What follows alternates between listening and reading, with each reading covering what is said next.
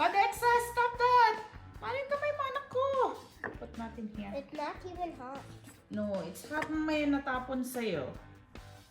Ayan. Coffee. Thank you, Daddy. Cold. Ayan. So, kanyang favorite na almusal sa Dexa is ampalaya with... What's this? Crunchy tuyo. Yeah, dried fish. Why is the eyeball? Eyeball? Mommy. Kulit.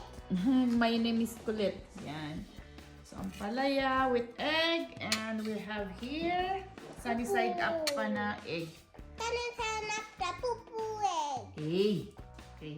Say hi, everybody. Good morning. Happy Hi, breakfast. everybody. Before you watch the video, Bye. make sure to like and subscribe. Wow.